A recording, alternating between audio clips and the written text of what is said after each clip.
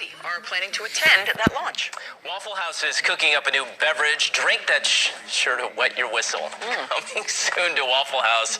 And the menu is bacon and beer. How about this? It's called Bacon and Kegs, and it's a red ale that'll be available in 6-packs or on draft beginning December 18th.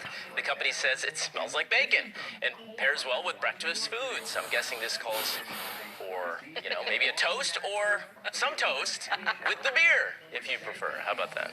I have to do things in order. I can't do that. I have to have breakfast, and then lunch, and then dinner, and perhaps with something that doesn't smell like bacon. And then maybe an adult beverage, right? Yeah. I mean, on the shift, though, everything is kind of upside down. You get in the middle of the night. What time is dinner? Dinner could be, 9 Would you try? You would try it. I would definitely try it. I'd definitely try it. I would try it. I would not continue drinking it, though, after that first try.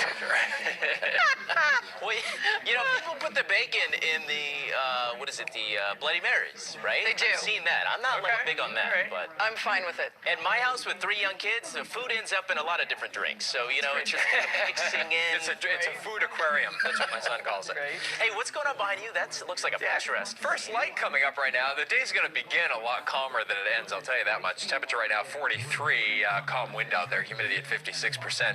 You got numbers right around freezing at Teterboro in the upper 20s, middle and upper 20s, in fact. Sussex over toward Newburgh and Poughkeepsie. You see the clouds already starting to kind of filter in from the west right now.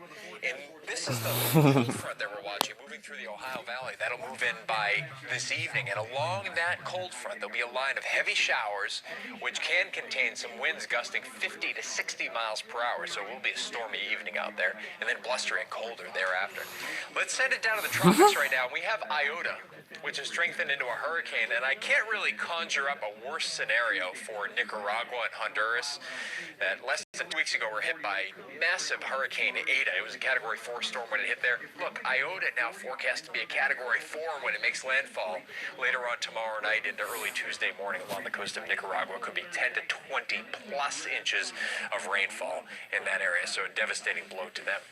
By noon today around here, clouds have increased. There'll still be some bright patches in the sky. Temperatures actually rising into the upper 50s. By 5 p.m., some showers entering areas, especially north and west of New York City. I think much of the daylight is actually dry today, but then watch what happens. Look at this feisty line of downpours that moves on through, say, between 8 and 10 o'clock tonight from west to east, and along that line, there could be winds gusting 50 to 60 miles per hour. Briefly, but that's enough to cause some damage, maybe some downed trees, limbs, and power lines. AccuWeather forecast for today, sun giving way to clouds, milder, increasingly windy. Watch for a scattered afternoon shower, mainly west, that high getting up to around 60. Heavy showers in the evening, and those can contain the really strong wind gusts, clearing and remaining very windy overnight. Tonight, we're down to about 45. Mostly sunny, quite windy for tomorrow, that high getting up to 53. And then the cold air really rushes in as we head into Tuesday and especially Wednesday.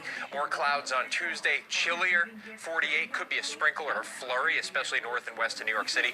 If we only get up to 40 on Wednesday, that'll be our coldest high temperature since late February.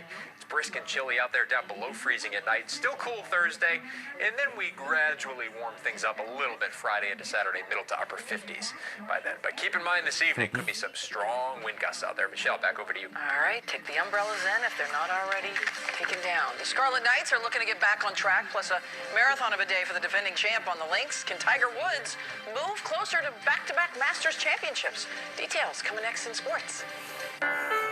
Dear Calvary Hospital, nothing is more precious to my wife Kathy than our family.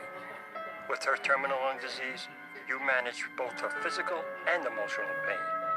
You even arranged a remote telecast so she could be part of our son's wedding from her hospital bed. Thank you, Calvary. Joe Silvaggi. During this time,